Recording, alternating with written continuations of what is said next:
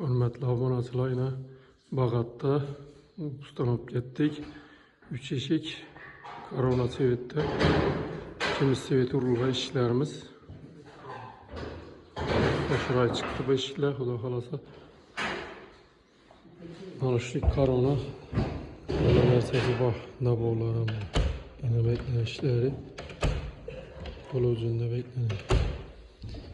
Bu laplarım yine törtten. İkimiz sevet urulga yine. Tekiz etip. Bu laplarım pas sevet urulga. Skromni varyant bu. İşlerimiz hem bittiğini.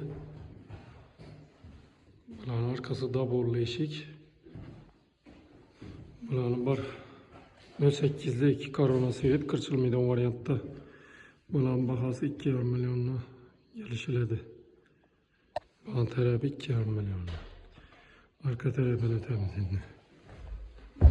Ezmirim kettar akmanı düşündüğüm bula. Ezmiri biru 15'e 2-15-20 hesabıdan 220'lik hem şu bahadım bula.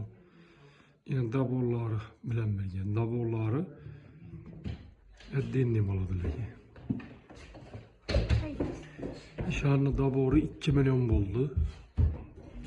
Zay köyüne zay boğuna kalın eken daboru 60 santılık daboru yine. 2 eşiğin daboru gitedeken buna. Şu an 1 milyon buldu.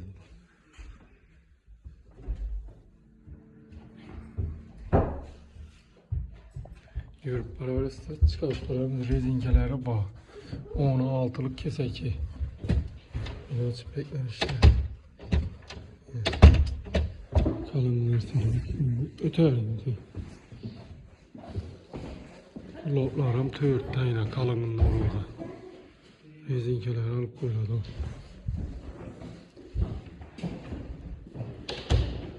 Çipekler işte. Zamoklarım stimol 5 litre. Aynen altından koyalım. Eşiklerimiz hem de şimdi sivet berilingen.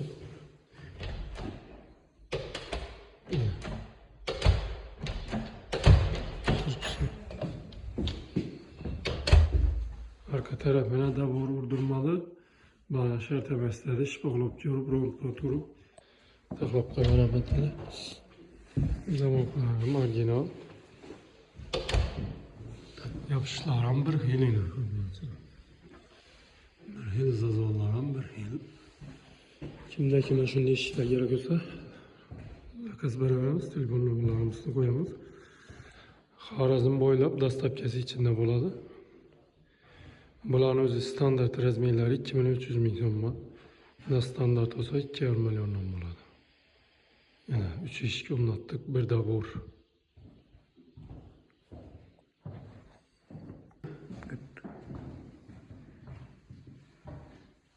İş güzelsin.